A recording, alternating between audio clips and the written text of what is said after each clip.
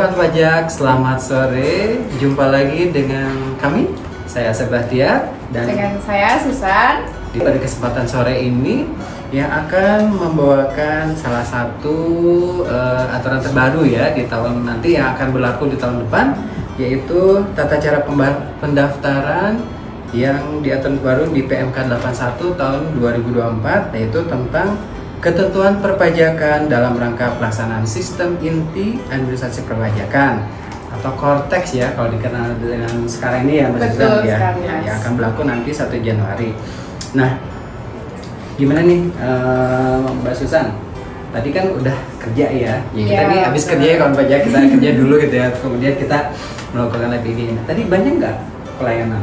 Untuk hari ini ya lumayan banyak Kang. Jadi hari ini itu ada permohonan sertifikat elektronik, perubahan data, masih banyak WP yang datang ke KPP Kang. Oke, nanti kalau tahun depan ini kan terkait dengan tata cara pendaftaran pengumuman PKP tahun 2025 nih gimana?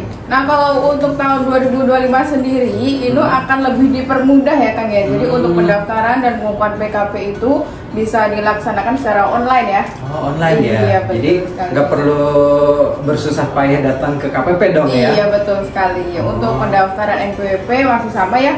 Untuk pendaftaran NPWP itu masih harus memenuhi persyaratan subjektif dan objektif. Untuk mendaftarkan NPWP itu tetap masih sama. Tetap sama ya. Tapi kalau misalkan wajib pajak pengen daftar ke KPP boleh nggak? Bisa untuk pendaftaran NPWP itu masih bisa. Jadi untuk pendaftaran NPWP badan orang pribadi untuk ke KPP itu masih bisa. Masih bisa ya. Jadi pengumuman PKP pun kalau misalkan dia mau datang ke KPP boleh atau boleh ya, boleh tetap berjalan seperti itu ya. Untuk pendaftaran NPWP, pengumuman PKP itu masih bisa, bisa diajukan ke KPP itu masih bisa. Masih bisa ya. Masih bisa. Boleh di mana saja atau untuk pendaftaran NPWP ini sistemnya borderless. Jadi untuk pendaftaran NPWP untuk misalkan KTP-nya bukan di sini gitu ya, itu bisa untuk mendaftarkan NPWP di sini itu bisa. Oh gitu ya. Jadi salah satu kemudahannya adalah bisa dilakukan di mana saja. Iya betul, ya. Borderless sekarang. Oke, enak banget ya. Jadi wajib pajak ini ya,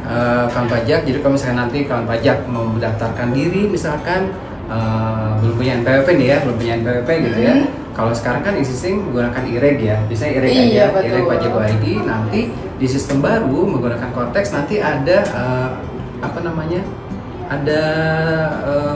menu pendaftarannya, betul. Menu pendaftaran untuk calon wajib pajak di Cortex. Jadi nanti NPWP-nya dapat langsung juga di sini. Begitu ya, langsung juga ya. Betul. Oke, ini kalau untuk orang pribadi itu apa saja sih biasanya?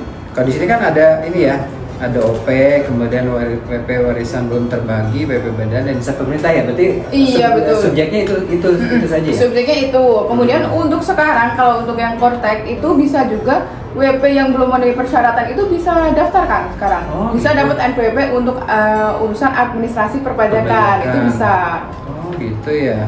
Jadi kayak misalkan dia pengen buka rekening ya bisa di bank, itu kan diminta untuk nomor NPWP itu bisa untuk dapat kartu NPWP meskipun belum memenuhi persyaratan subjektif dan objektif. Yang itu penting bisa. dia kayak buat pengen buka rekening tapi belum harus, karena syaratnya emang harus punya NPWP, dia wajib didata dulu berarti kayak gitu ya. Ya itu bisa. Oke, gitu ya. Jadi ini ya, maksudnya dengan banyaknya kalau sekarang kan emang datang ke KPP gitu ya. Betul. Nanti kedepannya online saja lebih enak, sebenarnya kan lebih enak online ya. Iya betul, kalau sekarang nantinya itu akan ada portal WP, kemudian kalau badan itu bisa melalui sistem AHU itu juga bisa ya. Kalau kemudian untuk instansi pemerintah itu kalau misalkan yang pemerintah daerah itu masih harus datang ke KPP kalau instansi pemerintah daerah. Oh gitu ya. Jadi tidak harus menggunakan online aja ya, karena mungkin betul. Indonesia ini luas banget ya. Dengan Indonesia sudah diantisipasi, bisa online, bisa datang ke KPP, bisa melalui pos juga bisa. Gitu ya. Jadi maksudnya tetap ya, cuman yang nambahnya adalah teman pajak boleh melakukan di mana saja berarti ya. Betul. Saja, gitu ya. Itu sistemnya borderless nanti sistemnya. Jadi lebih enak lagi. Jadi nggak perlu. Kalau misalkan kan kalau dulu daftar tuh ya sesuai KTP-nya harus datang ke KPP tersebut gitu ya. Betul, itu misalkan kalau misalnya yang perantau gitu ya Kang ya, itu agak susah sih. Kayak aku yang merantau di sini. Kita sama perantau terus nanti ujung-ujungnya harus ke KPP terdaftar kayak Iya, lama banget betul, gitu ya. itu sangat maksudnya. jauh, makanya bisa di mana aja, tapi tetap terdaftarnya nanti sesuai dengan yang ada di KTP-nya, sesuai dengan alamat yang ada di KTP-nya. Oke, nah itu kan kalau misalkan untuk kita yang ber KTP ya. Iya, betul. Kalau betul. misalkan yang tidak ber-KTP yang misalkan misal BNA, expat, gitu. itu tetap bisa untuk mendapatkan NPWP. Nah sekarang itu sistemnya, kalau dulu kan masih pakai kitas ya kan ya. Nah kalau sekarang udah nggak perlu salinan kitas lagi. Sekarang itu hanya perlu salinan dari paspor, kemudian foto yang bersangkutan. Jadi kita memvalidasi foto dan data paspornya, divalidasi oleh petugas, itu baru terbit NPWP-nya. Gitu Sekarang lebih gampang, lebih mudah lagi Iya, ya. betul. Sama. Jadi tetap DJP itu memberikan kemudahan gitu Nah, ya. betul. Dengan adanya Kortex pun memberikan kemudahan kepada wajib pajak dan calon wajib pajak Nah, berarti ya betul. untuk melaksanakan hak dan kewajiban perpajakannya ya kan pajak ya. Sekarang kalau pendaftaran NPWP itu syaratnya lebih sedikit daripada sebelumnya. Oh gitu ya. Dengan ini berarti daftar tetap penelitian dilakukan oleh petugas dong. Iya betul, kalau khusus WNA itu penelitiannya masih dilakukan oleh petugas. Selain itu yang dilakukan penelitian oleh petugas itu ada instansi misalkan instansi pemerintah daerah itu masih, kemudian badan usaha yang datanya itu tidak ada di AHU. Itu kan belum terintegrasi dengan data AHU ya, itu masih dilakukan penelitian oleh petugas. Manual berarti ya Iya, seperti betul. itu ya. Jadi kalau misalkan emang sudah maksudnya kayak ekspatriatnya kan imigrasi ya, berarti itu langsung aja gitu ada, ya.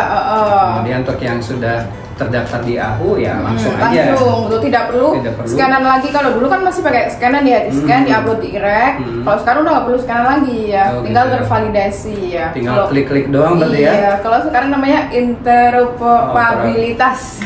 Interoperabilitas. Iya betul, terintegrasi lah ya antara sistem instansi lain dengan kita sudah terintegrasi. Ya. Jadi memudahkan juga untuk wajib pajak dan petugas pajaknya sebenarnya betul, kan. betul. Kita nggak ada berkas-berkas lagi. Wajib pajak tidak perlu fotokopi lagi kan. Mengurangi biaya wajib pajak ya. Iya betul. Kalau pajak yang biasanya fotokopi dulu banyak gitu kan, terus disampaikan ke KPP. Nah kalau ini kan tinggal input datanya aja sudah terverifikasi. Betul. Jadi lebih mudah lagi dan mengurangi biaya lagi kan. Iya, betul. Biaya transaksi, biaya untuk administrasi fotokopi gitu ya. Biasanya kan sebundel gitu ya banyak kan. Ini apa pemerintah mintanya fotokopi, sekarang kita udah nggak perlu fotokopi lagi kan. Dan tinggal kita aja. Iya betul, tinggal input terus tervalidasi sendiri ya. Udah enak banget ya, berarti kan akses yang diberikan oleh pemerintah ngikutin zaman dong ya, perkembangan zaman sekarang kan. Yang sekarang nih kita udah online, DJP pun ikut online juga gitu lah ya. Baik, nah ini kan kalau misalkan ada nih ya wajib pajak yang non efektif nih ya, non efektif itu kan. Nah itu tuh dari yang sekarang ini ada perubahan baru nggak? Kalau non efektif itu mungkin terminologinya baru ya, berdasarkan PMK 81 ini terminologinya sudah bukan non efektif lagi tapi non aktif. Oh, non aktif. Iya, sekarang NA ya, non aktif. Dulu NE, sekarang namanya NA. Itu lebih gampang mungkin ya. Spellingnya buat wajib pajak itu lebih kena non aktif daripada non efektif. Karena kan NPWP statusnya aktif gitu ya. ya. Betul. Kalau aktif tapi ininya kok non efektif ya. Biasanya kalau kita menjelaskan ke WP non efektif apa ya maksudnya ya. Nah sekarang lebih gampang lagi, terminologinya diganti dengan non aktif. Non aktif ya. Intinya sama ya. Sebenarnya intinya sama. Cuman terminologinya jadi lebih simpel lagi, jadi non aktif karena kan antonim dari aktif tuh non aktif sebenarnya. Iya betul, aktif non aktif gitu ya. Jadi lebih secara ejaan pun lebih gampang diterima masyarakat. Non aktif karena kalau ditanya non efektif apa sih Pak non efektif gitu kan? Kalau non aktif kan karena awalnya aktif terus non aktif gitu ya. Iya betul gitu. kan terminologinya jadi antonimnya sama ya, non aktif sama aktif. Nah kalau misalkan tadi dari aktif jadi non aktif tuh ada kriteria khusus nggak sih? Kalau kriteria sebenarnya agak masih sama ya Kang dari sebelumnya, misal wajib pajak usahawan atau pekerjaan bebas itu sudah nggak melakukan lagi. Jadi daripada lapor-lapor nihil, mending kita non aktif aja gitu ya. Terus kemudian kalau WP karyawan terus penghasilannya masih di bawah PTKP itu boleh untuk memilih nonaktif. Kemudian WP yang misalkan mau ke luar negeri, pengen jadi wajib pajak luar negeri tapi belum, itu juga bisa mengajukan nonaktif. Atau istri misal sebelumnya punya NPWP terus ikut tuh suami, jadinya NPWP yang non efektifkan aja, itu bisa nonaktif ya. Iya, nonaktifkan tahun aja depan bisa. Kalau tahun depan nonaktif ya. nonaktif. PMK 81 itu nonaktif ya, bukan nonaktif. Itu kan pajak ya. Jadi sebenarnya sama aja persyaratan yang kriteria yang diberikan untuk jadi wajib pajak nonaktif itu ya. Sebenarnya sama-sama seperti aja. yang sekarang ini, tapi namanya jadi nonaktif. Jadi nonaktif. Terminologinya. Perubahan terminologi aja. Jadi misal lebih diterima ya. Tadi kata bahasa antaranya pas gitu ya, aktif dan nonaktif. Ya. Kalau untuk prosesnya masih sama, maksimal 5 hari kerja setelah dia BPE atau BPS ya. Nanti akan dilakukan penelitian, nanti akan terbit SK diterima atau ditolaknya. Ya paling untuk media-medianya sih Kang, medianya kan kalau sekarang itu masih BPOS atau enggak datang ke KPP ya. Nanti kan medianya juga bisa melalui portal wajib pajak juga bisa ya. Online ya mengajukan. Iya, betul. Jadi lebih hasilnya juga bisa terima langsung. Oh, langsung ya? Iya, seperti PBK kan langsung juga ya. Oh iya. Hasilnya bisa dilihat di portal gitu. Betul. Jadi tetap dilakukan penelitian dulu berarti. Penelitian dulu. Hasilnya ya. bisa dilihat di portalnya juga. Betul. Jadi pada saat wajib pajak mengajukan NA itu nonaktif gitu kan, dilakukan penelitian terlebih dahulu. Nanti setelah itu ada keputusannya iya atau tidak. Berarti nanti langsung dikirimkan. Ada langsung hasilnya ada di akun portal. Ya, akunnya wajib pajak di portal itu ya, di Kortex nanti. Keren banget ya wajib pajak, iya dong. Sekarang lebih paperless juga ya kan ya. Sekarang semuanya ada di portal wajib pajak.